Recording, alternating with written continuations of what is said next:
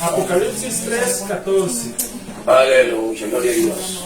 Escribe el ángel de la iglesia en la Odisea: he aquí el amén, el testigo, el fiel y verdadero, el principio de la creación de Dios. Dice esto: yo conozco tus obras, que no eres ni frío ni caliente. Ojalá fueras frío, ojalá fueras caliente, pero como eres tibio, no frío ni caliente, te vomitaré de mi boca. Que Dios tenga misericordia de nosotros. ¿Se imaginan comparecer ante el Rey Eterno, ante el Dios Todopoderoso, y lo primero que nos diga sea: conozco tus obras, que eres un tibio, te vomitaré? ¿Se imaginan? ¿Y por qué frío? ¿Por qué Dios dice que Él desearía, preferiría que fuéramos fríos? Porque por lo menos seríamos honestos, por lo menos seríamos sinceros en lo que realmente somos, alguien con dignidad, alguien que no avergüenza el Evangelio. Amén, así es. Así es. ¿Cuántas personas hay que nosotros conocemos que realmente lo único que hacen es estorbar? Nos hacen perder el tiempo. Siempre es el mismo problema. No hay avance, no hay superación. Siempre andan llamando al pastor que por el mismo problema, que por el mismo sufrimiento, porque no buscan del Señor, porque no leen la Biblia, porque no dedican una comunión con Dios. Y por esa situación siempre andan dependiendo del pastor, quitándole el tiempo, robándole el tiempo a esa persona que Dios puso para estar compartiendo la palabra del Señor a los nuevos, a los que necesitan. ¿Ah? Pero también dice: ¿por qué caliente? Caliente es la persona que sigue a Cristo de todo corazón, en su mente y en su espíritu. Siempre está presente el anhelo por el Señor. Una persona ferviente, buscando, orando. Todo el día tiene a Dios en su pensamiento. Pero un tibio es un hipócrita. No sabe dónde está parado. Y esta enseñanza, esta predicación del día de hoy no pretende ser suave. ¿Y por qué no pretende tener suavidad? Porque si el mismo Señor en la propia Biblia no es suave con esta situación, ¿por qué lo voy a hacer yo? Yo simplemente soy alguien que está facilitando y transmitiendo lo que dice la palabra del Señor. Dice que un tibio es un hipócrita, no se comporta, pareciera ser, no tiene compromiso. Un tibio solo está para destruir, para llenar espacios, para calentar la silla, para estorbar. Hermano, yo lo insto el día de hoy: póngase la mano en el corazón. ¿Es usted frío? ¿Es usted caliente? ¿Es usted una persona tibia? ¿Un humillante agua media? ¿Un mediocre? ¿Alguien que se engaña solo? ¿Que trata de engañar? ¿Para qué? ¿Para qué trata de engañar a los demás? Pero al Dios Todopoderoso, a ese no lo engaña. Hermanos, hágase un estudio en el corazón. Si usted, y nos hablo a todos, incluyéndome a mí,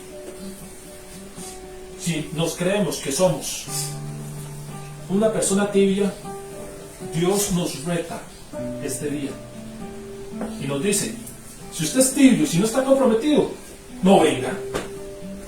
No nos haga perder el tiempo. Aquí estamos para ser personas fervientes.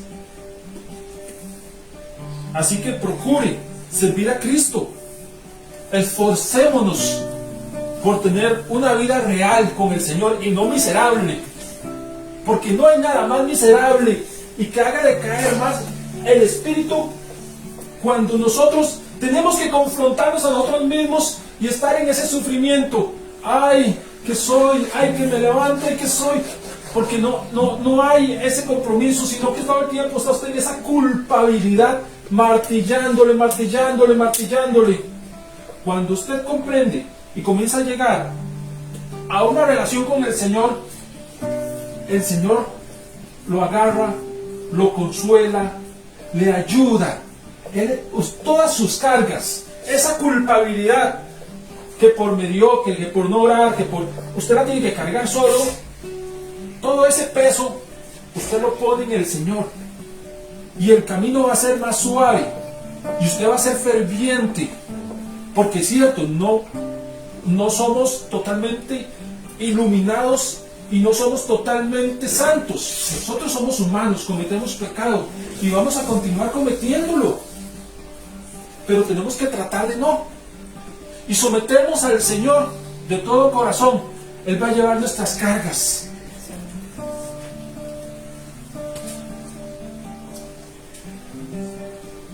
La Odisea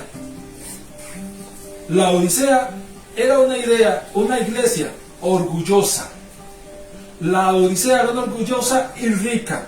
La cultura general les impedía tener humildad. La ciudad de la Odisea sufrió grandes terremotos en los años 60, 61 después de Cristo. Y aún así no aceptaron la ayuda de los pueblos vecinos. La ciudad de Odisea, lo que nos interesa saber de la ciudad de Odisea es que era una ciudad grande, con avances tecnológicos y con un gran conocimiento en la ciencia oculista. Tenían edificios sobresalientes, mansiones, industria, transporte y comercio. Las personas eran educadas en las mejores universidades. Era un lugar totalmente elitista.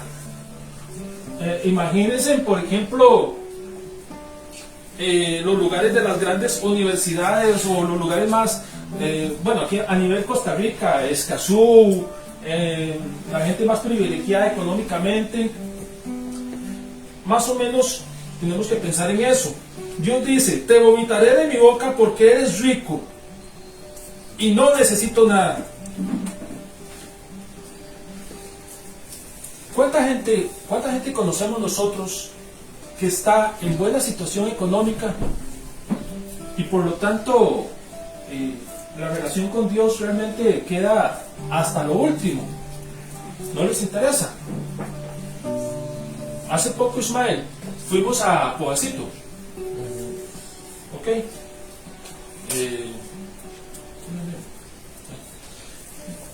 Hace poco fuimos a Poacito. Y en Poacito nos costó muchísimo poder entrar en la relación. Yo quisiera pedirle a Lucelén que nos explicara un poquito qué pasó en Poacito. Bueno, por lo menos la parte donde nosotros fuimos eran personas como no muy abiertas, no muy receptivas a la palabra, o no abrían o decían no, estoy muy ocupado. Y entonces estoy lavando el carro, estoy en otras cosas, y aunque uno le dijera no, es rápido, no le vamos a quitar tiempo, no. Entonces lo que nosotros estuvimos ahí conversando entre nosotros es que son personas que como que no necesitan nada, como que están en una posición bien, ¿verdad?, económicamente, o porque tienen sus casas bonitas, porque estaban con su carrito y todo. Entonces tal vez en ese momento la última prioridad era el Señor, o no era prioridad, pues.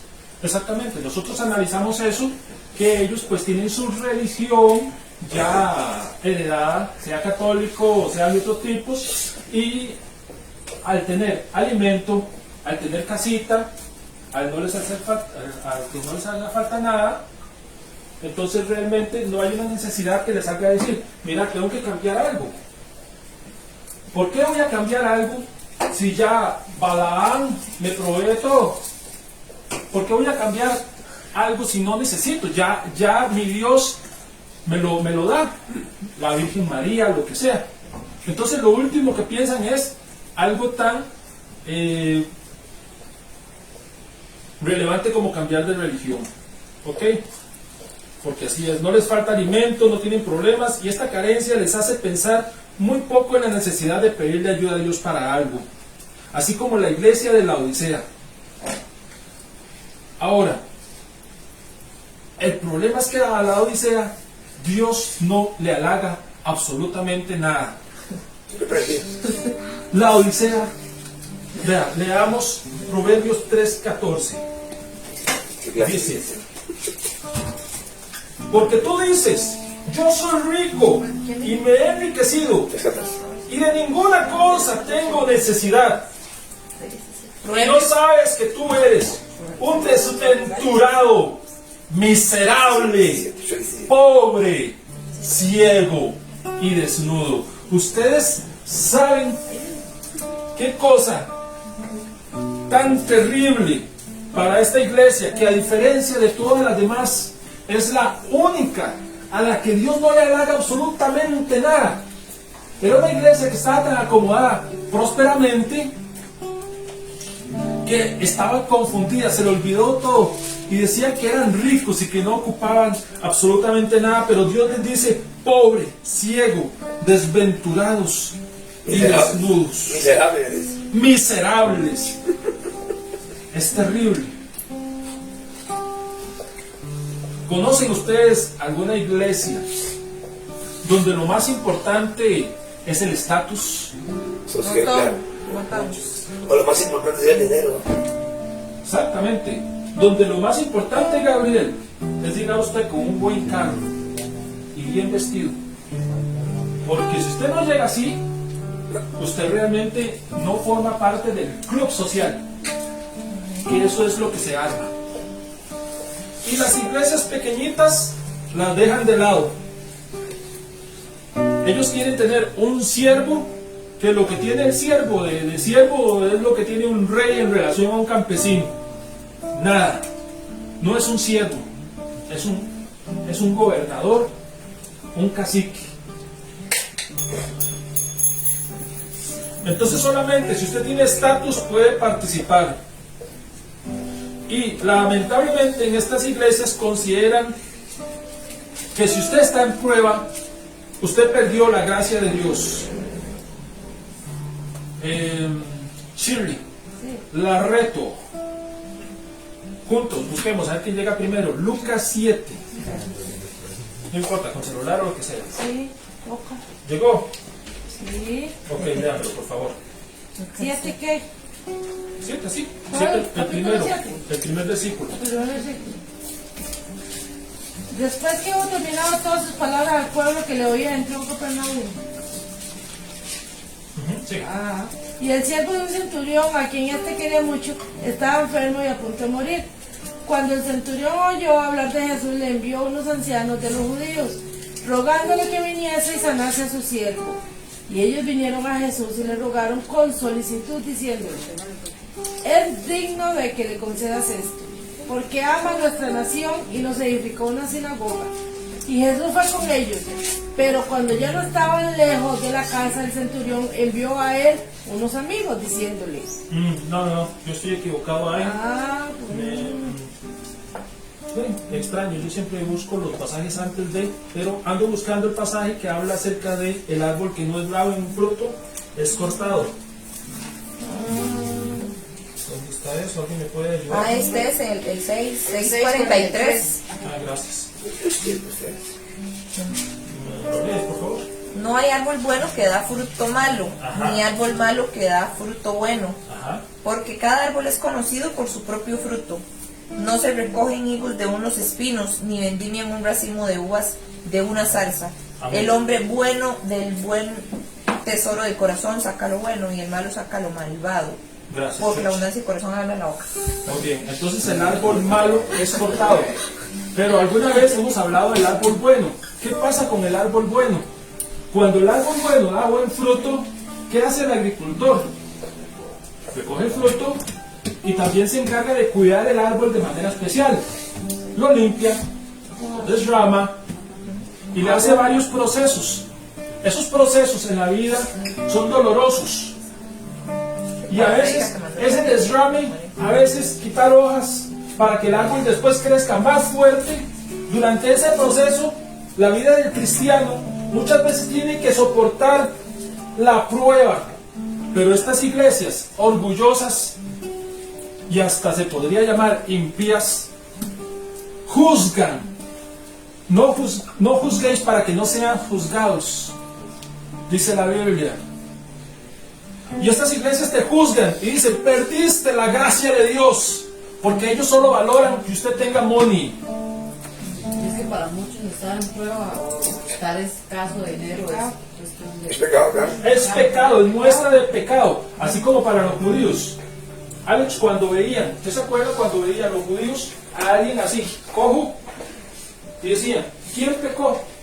¿Este o sus padres? En estas iglesias llenas de orgullo, de avaricia, de codicia, eso es lo que se predica. Si usted está cojo financieramente, Está pecado. está en pecado.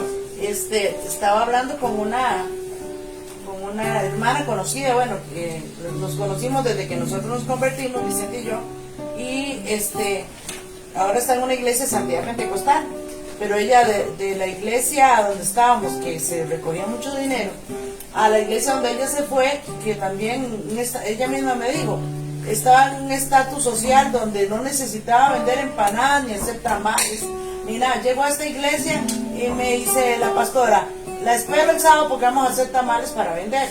Dice que ella se enojó, no le dijo nada a la pastora, ni sí ni no, sino que se fue a orar y dijo, Dios, usted me llamó pero al evangelio, a predicar, a servir, pero no a vender tamales, estar yo ahí ensuciándome, ¿verdad? Porque nunca lo había hecho. Y dice que Dios la reprendió, y sintió la reprensión de Dios. Y tan grande eres que no puedes ensuciarte. Y entonces dice que ella se sintió tan mal. Me puse las chancletas, un delantal y me fui a hacer tamales. Dice que ella sintió que Dios la puso allá abajo porque su ego era mucho. Porque estuvo en su soberbia. Porque estuvo siempre en una iglesia de un estatus social y de eso, de que ¿Qué hizo ahí el Señor? La tuvo que, porque la ama, la podó, la procesó y la bajó a que sintiera un poquito el estatus, un poquito abajo, porque aunque el dinero no es malo, estar bien no es malo. Veamos a Abraham, veamos a Job, veamos muchos casos donde tenían grandes riquezas. Lo malo acá es que el cristiano piense y afane toda su preocupación solamente en el dinero y se olvide de Dios. Ahí es donde está lo malo. Ahora, el mensaje fue dado al ángel, por favor. Apocalipsis 3:14. Y dice, y escribe al ángel de la iglesia de la Odisea, Teresita. ¿Quién es el ángel de cada iglesia? Alex, Gabriel, yo les voy a contar. Vos sabés, ¿sabes? El ángel de cada iglesia es el siervo que el Señor puso para dar el mensaje. Se dice ángel a los mensajeros, son sinónimos. Así que no es necesario que la persona tenga alas, pertenezca a una densidad diferente para ser denominado rango ángel, sino que un ángel es todo aquel que da el mensaje. Es un mensajero, un siervo. Es un mensajero. Ángeles, estrellas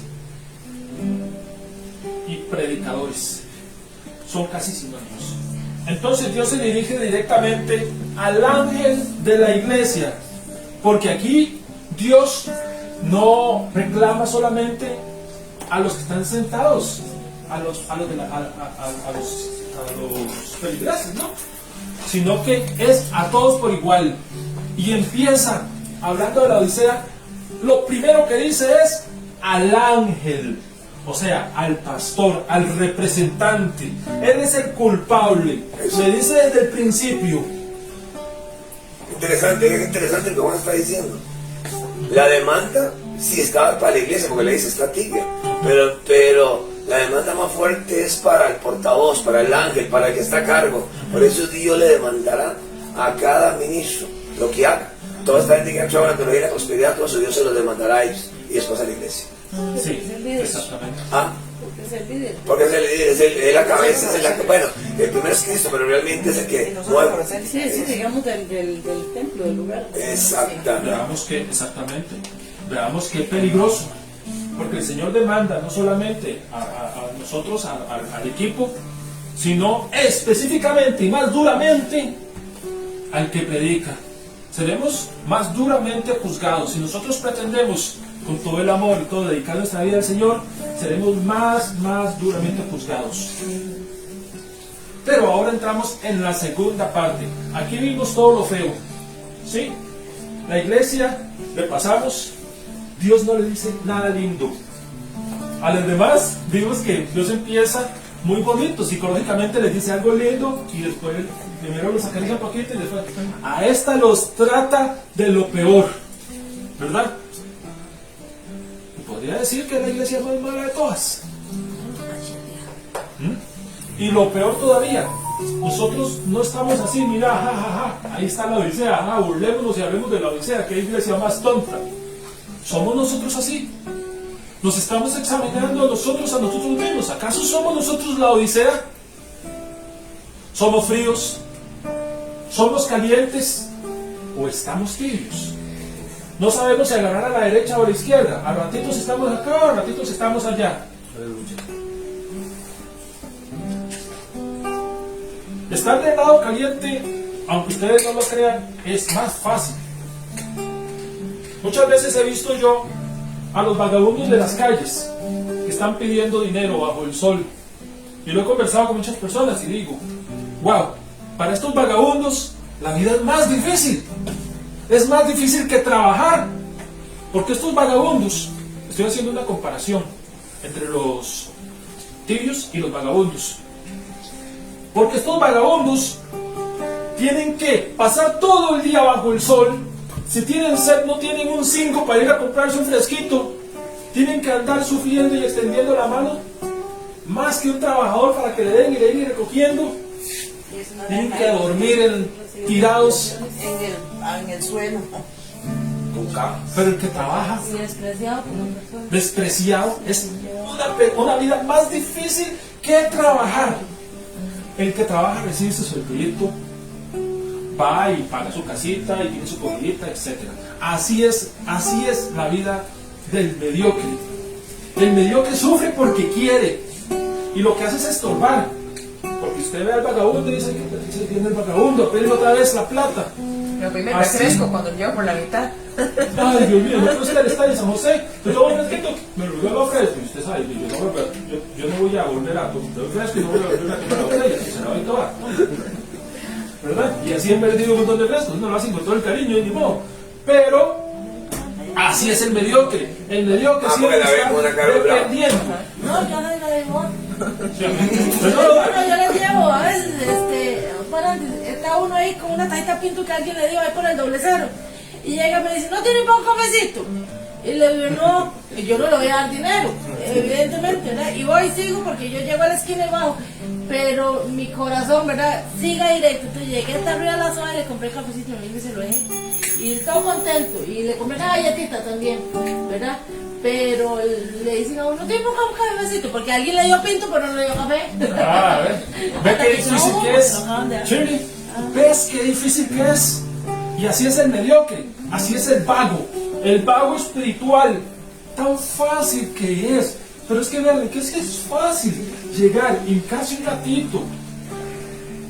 Si no puede todos los días, cuando pueda.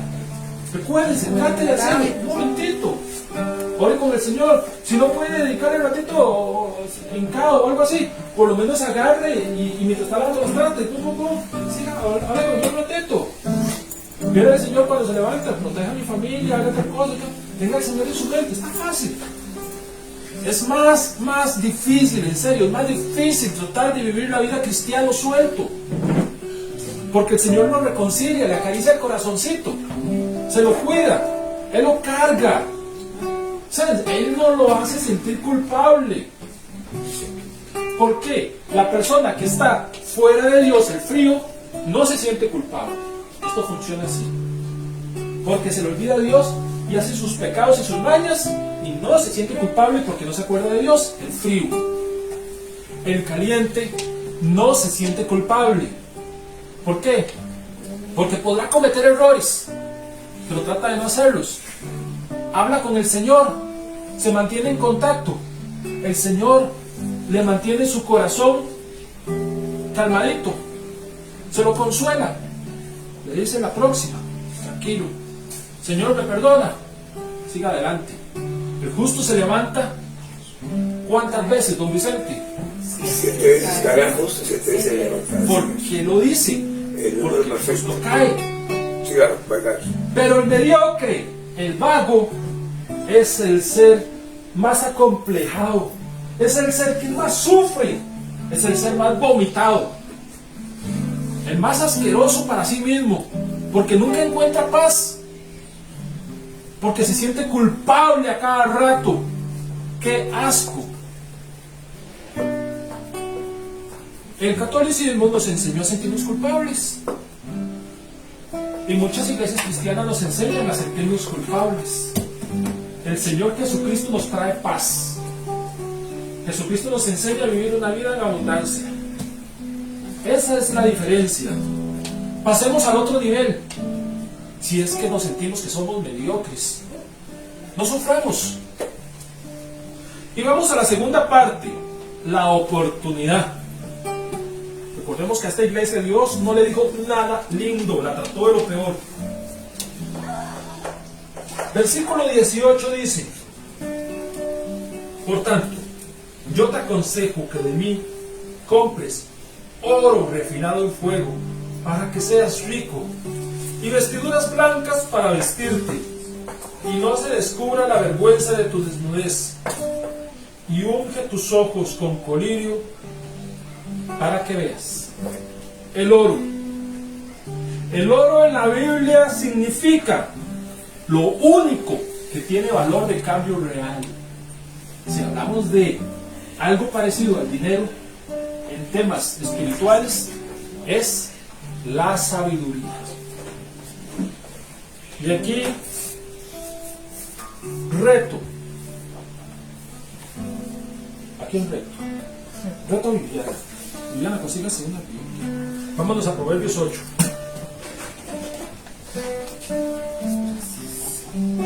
¿Lista? 1, 2, 3, Proverbios 8. Listo, lo tengo. Dice: no clama la sabiduría y da voz la inteligencia. La sabiduría, mis hermanos, es un personaje viviente que casi nunca es comentado, casi nunca lo escucho yo, que es comentado en las iglesias. La sabiduría es un ente que tiene vida propia, un personaje, una persona. Así como a veces nosotros decimos, el Espíritu Santo es una persona, ¿verdad? La sabiduría es un ser vivo. Dice: no clama la sabiduría y da su voz la inteligencia en las alturas junto al camino, a las encrucijadas de las veredas se para, en el lugar de las puertas, a la entrada de la ciudad, a la entrada de las puertas da voces. ¡Oh, hombres! A vosotros clamo, dirijo mi voz a los hijos de los hombres. Entended, oh simples, discreción, y vosotros necios, entrad en cordura. En el versículo 10 dice: recibid mi enseñanza, y no plata, y ciencia antes que oro escogido. Entonces, en el capítulo de Apocalipsis dice: pide de mí oro. La sabiduría está diciendo en Proverbios que ella es más valiosa que el oro. Por lo tanto, de lo que está hablando el Señor es acerca de que la iglesia de la Odisea, lo que les faltaba era, ¿qué era? Sabiduría. Sabiduría. O sea, en otras palabras y entre líneas, ¿qué está diciendo? Lo contrario. Que la Odisea, ¿qué era, Shirley? Shirley se fue a otro planeta. Shirley, ¿qué era? ¿Qué era qué? ¿Qué era? Voy a leer. Yo te ayudo, mira. La Biblia dice que la oportunidad es comprar oro. 2, ropa limpia. Y 3, colirio. ¿Qué es el oro? Según la Biblia. Sabiduría. Según la Biblia, el oro es sabiduría. El único objeto de valor de cambio en la palabra de Dios. Proverbios 3:13.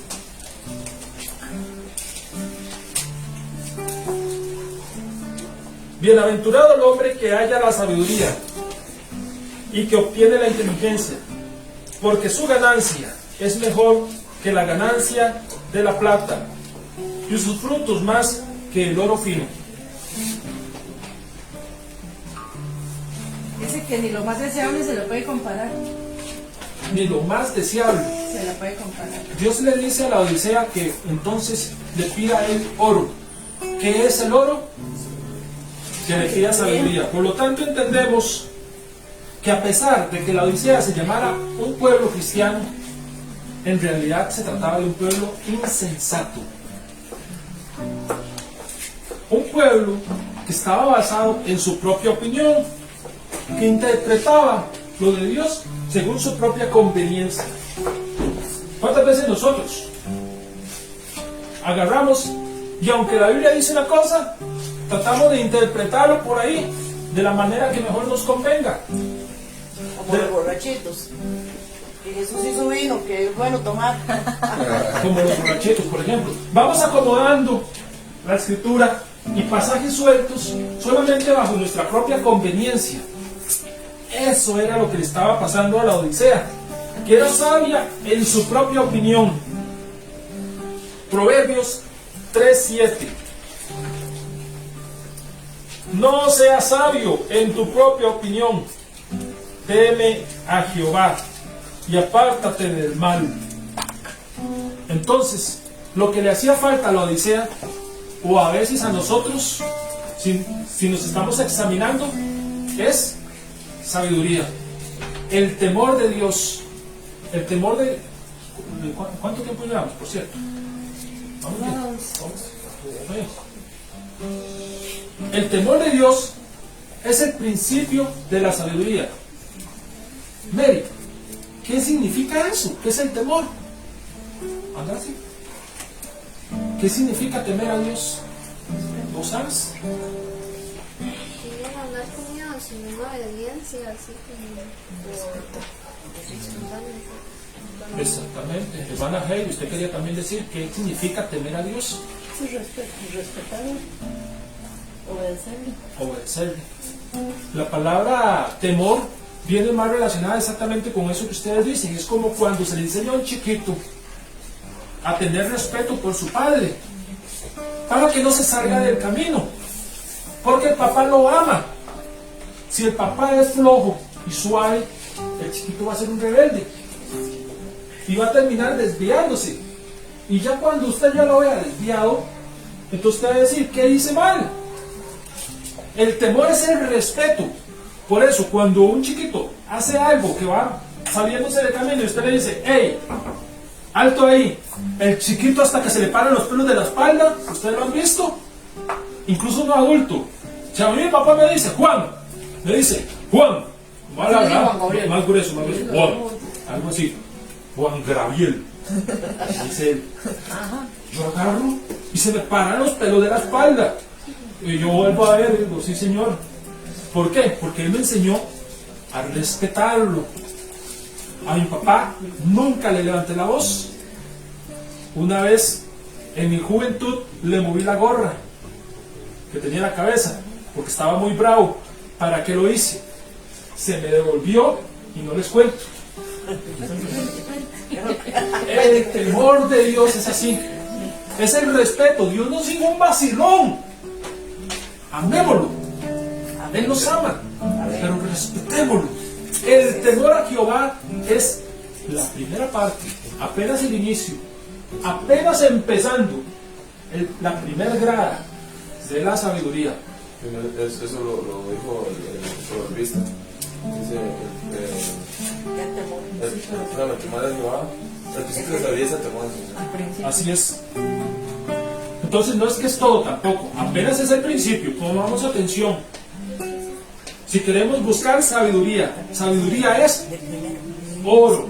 Usted quiere ser rico, consiga sabiduría. El hombre más poderoso de la tierra antes de Jesús fue el hombre más sabio, Salomón, cuyo conocimiento y estructuras, y todavía usted lo ve, se expresa en el día de hoy en el tema arquitectónico. Los masones respetan a Salomón como a ningún otro, y ellos construyen todos sus escenarios con sus torres, Joás y Boaz, porque ellos consideran que el ser más rico y más inteligente era Salomón. Pero Salomón, el verdadero poder, ese era su poder económico. Usted quiere comprar algo en el reino de los cielos, cámbialo por sabiduría. El Señor le dice, ¿no sabes usar Photoshop? Pídame inteligencia, pídame sabiduría, yo se la doy. Vean ustedes el valor monetario. ¿Cuánto cuesta un curso de Photoshop? Algo que usted no sepa, don Alex, yo lo veo a un señor que sabe muchísimas cosas. Lo que usted no sepa y usted tenga problemas en entenderlo, no le pague a nadie. Pídale al Señor sabiduría y Él se la da. Tiene un valor monetario, o sea, un valor comparable en esta tierra a lo que es el dinero y más. Sabiduría. Es muy importante que entendamos eso.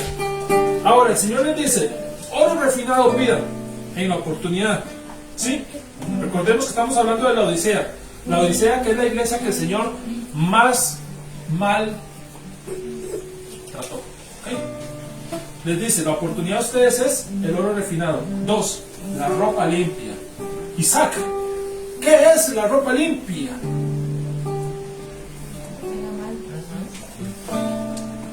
¿No sabes qué es la ropa limpia? Nos vamos. ropa limpia. No sé qué es la ropa limpia, no me sucio.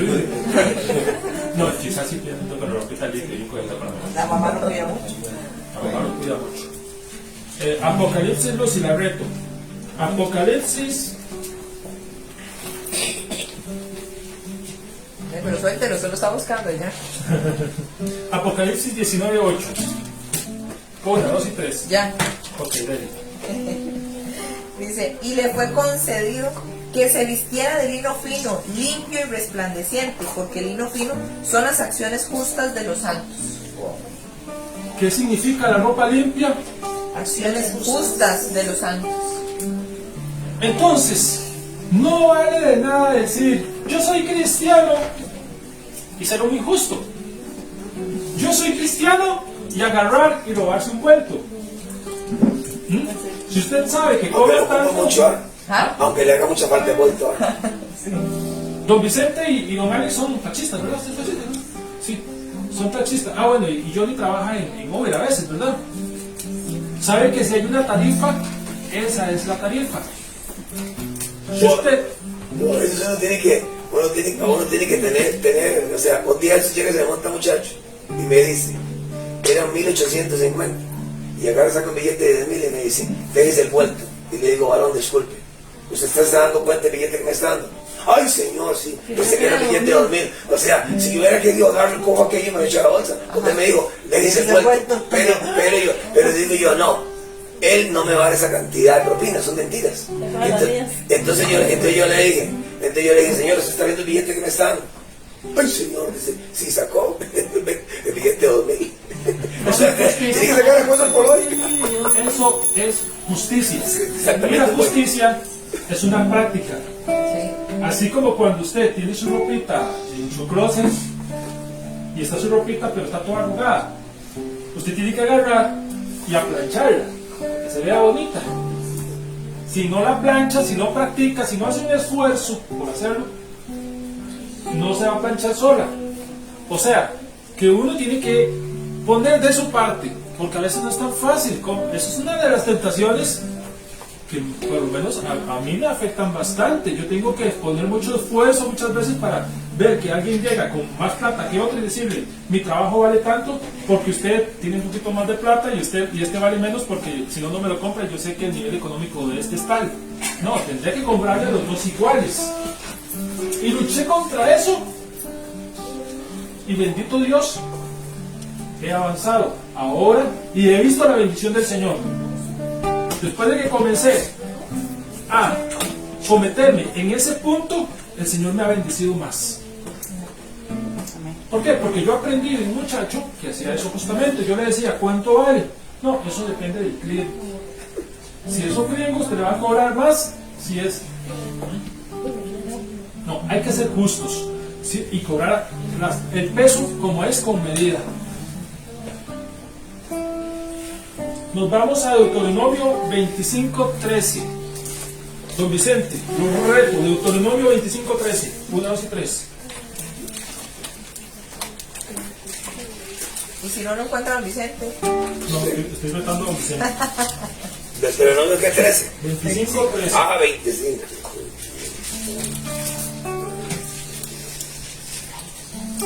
Amén. No tendrás en tu bolsa pesa grande, ni pesada, ni chica. Ok, no tendrás en tu bolsa pesa grande y pesa chica. Es una orden, es un mandamiento. Eso. aquí en esta versión dice diferente, perdón. Dice, no tendrás en tu bolsa pesas diferentes, una grande y una pequeña. Sí, es lo que dice. Una más pesada que la otra. En el 14 dice, ni tendrás en tu casa efa grande y efa pequeño. ¿Qué dice ahí? Ajá. Medidas diferentes, una grande y una pequeña. Sí, Que es lo mismo que estamos la hablando. EFA era una medida, como antes el cuartillo, ¿verdad? Entonces, que le pedían a uno compraba un cuartillo y le echaban medio cuartillo, algo así. Es la idea. Y por hoy usted nota, por hoy usted hay lugares que usted va y le echan la medida escasita, y hay lugares que usted va que le echan la medida rebosante, y entonces usted dice, ok, qué interesante, hay gente que es así, hay gente que es miserable para vender, hay gente que son suelta, y esos son principios fundamentales del reino, lo que usted siempre se recoge. Entonces para usted da su medida abundante, rebosante, y cuando le dan a usted le dan una medida rebosante. Apretada, exactamente, y el que es así miserable también le dan una medida Es seca. que hay algo curioso también. Ahora, por ejemplo, en los supermercados usted va y compra carne, entonces la pide el carnicero. Entonces, como es digital, es lo que pesa, es lo que, ¿verdad? Y hay un código. Pero él no puede hacerle lo que uno llamaría chanchullo a uno, como decir, mira, como eres mi hermana, mi prima, te voy a echar este mundo más, porque el cajero también lo pesa. O sea, pasa por el sensor con el código y todo, y aparece si es el peso que está reportado, el peso que está. Qué agradable, chévere. Ahora, dígame por qué Dios dice a la iglesia de la Odisea y le dice que si no vestían con esas ropas blancas, estaban desnudos y pasaban vergüenza, porque da vergüenza ser injusto y que lo descubran. Es como que le vean el pipí. Sí, da vergüenza. Más si usted se llama cristiano. No lo van a juzgar más rápido. Porque ese texto nos está hablando específicamente de la iglesia mediocre, de la iglesia falsa, que se cree, pero no es, de la iglesia intermedia. ¡Qué vergüenza! ¡Chingos! Imagina. Se sienta como que le dan el culillo. Ahí, soy cristiana. Eso es no vestir con ropas puras.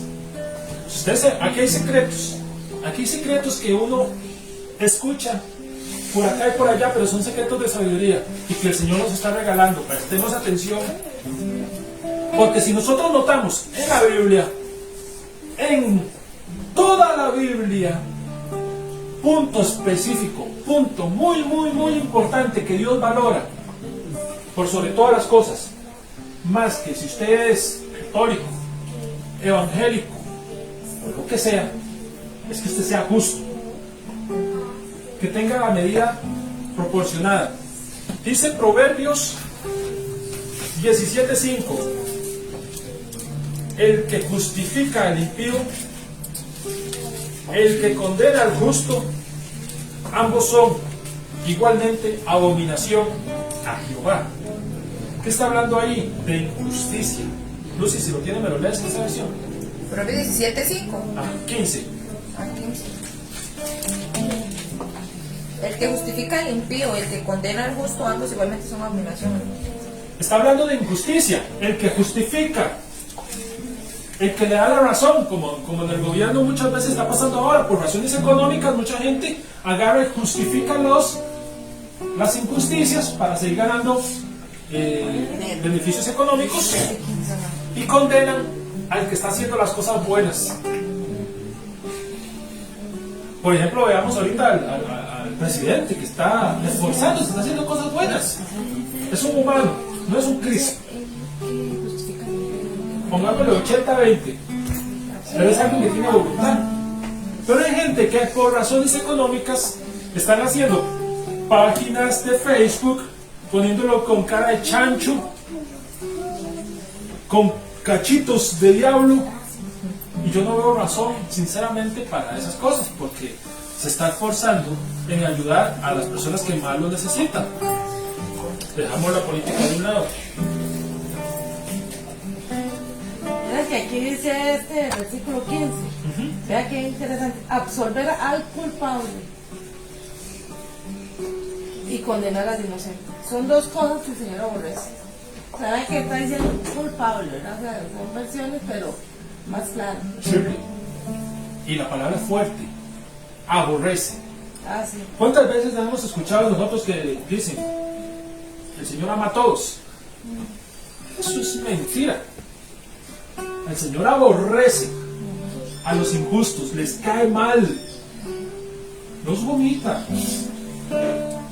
no los quiere. Uno lo relaciona como, por ejemplo, que uno tenga un proceso judicial y uno es víctima, entonces uno denuncia. Entonces al final sale uno acusado y el culpable sale absuelto por su poderío económico y social y de amistad. O porque puso nada. Y uno sale pagando las costas del juicio y demás, o sea, salió responsable de él cuando no era víctima. Exactamente. Acá en esta versión dice abominación.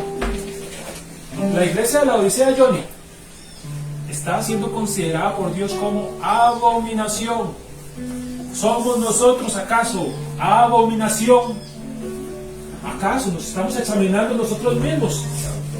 Estamos siendo abominación ante los ojos de Jehová, creyéndonos nosotros que estamos bien, porque nos podemos tratar de engañar. Engañoso es el corazón. Pero una cosa es lo que pienso yo, y otra cosa es lo que viene aquí dentro escrito, lo que dice la Biblia. Lo que dice la Biblia es, y no importa lo que piense usted. Si usted cree en dinosaurios, si no cree en dinosaurios, esto es lo que importa. Si cree en la tierra plana, si cree en la tierra redonda, ¿qué importa? Esto es lo que importa. Lo que dice acá.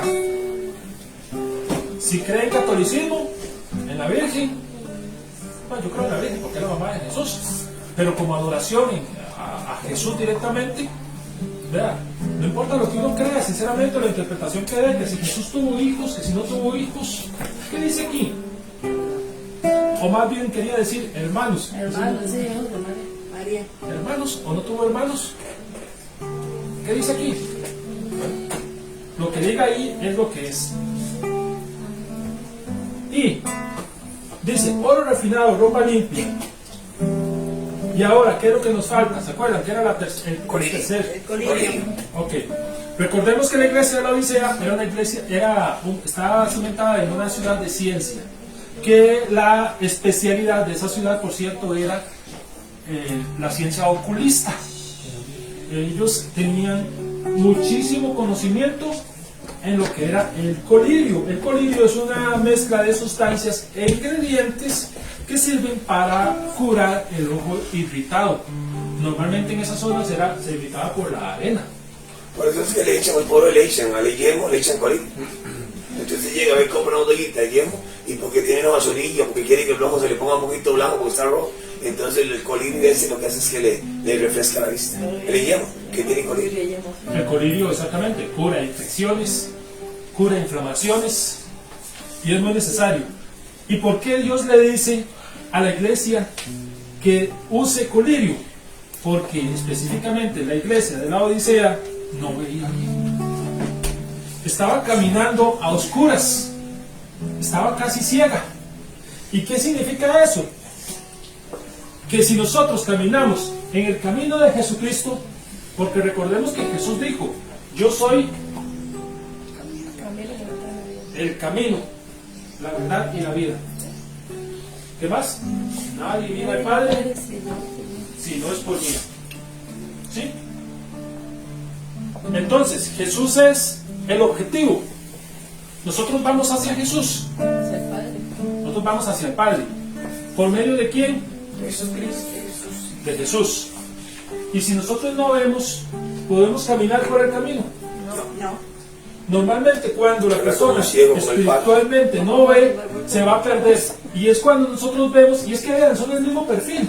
La persona que es mediocre en el cristianismo anda buscando brujería. ¿Y por qué busca brujería? Porque no ora, porque no busca a Dios y porque se pierde del camino.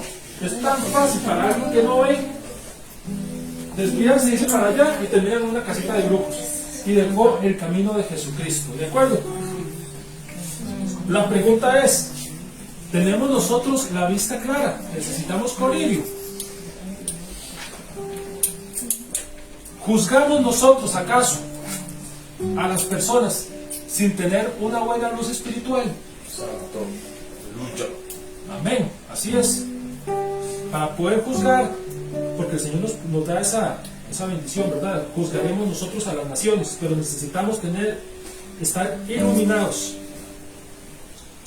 ¿Acaso nosotros, por estar tan oscuros, cometemos el pecado de hacer caer a los demás que tratan de apoyarse en nosotros? Vean qué triste.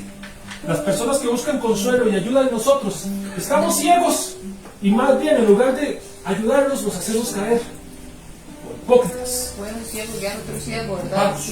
Digamos que en el No puede un momento, ciego guiar a otro ciego y Jesús lo dijo porque los dos van a caer en el y hoyo. cuando estaba leyendo el texto estaba hablando a los doctores de la ley, ¿va? No estaba hablando a la gente, el pueblo, estaba hablando a los doctores de la ley. Y por último, para ya terminar, en el versículo 19 dice de Apocalipsis 3,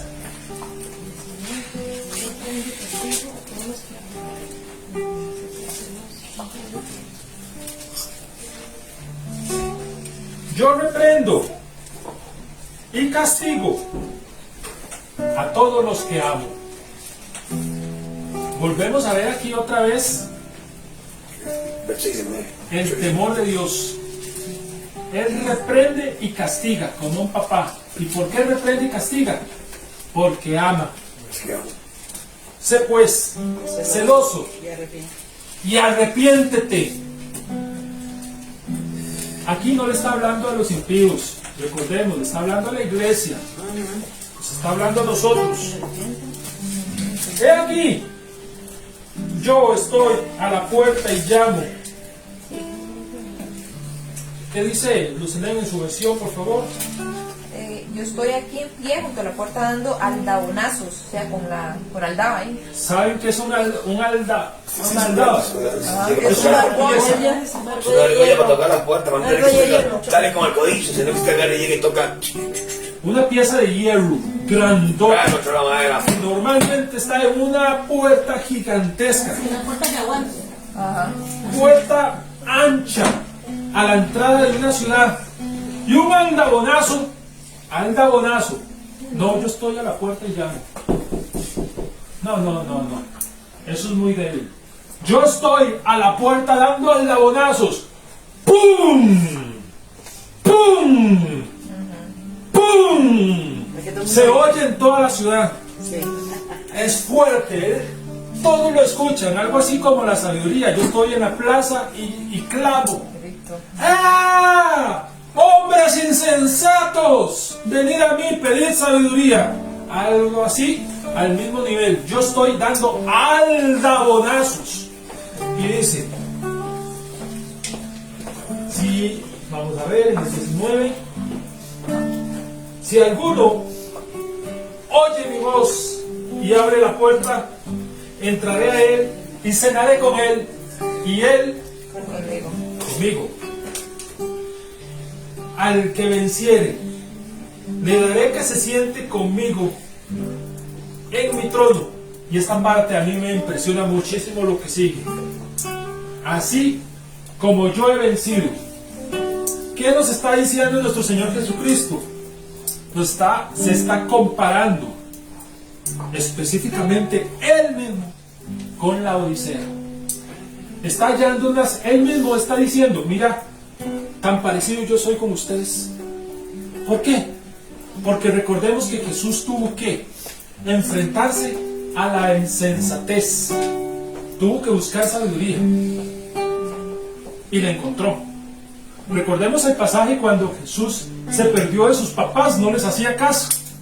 Y se fue y se metió en la sinagoga y estuvo varios días ahí, perdido.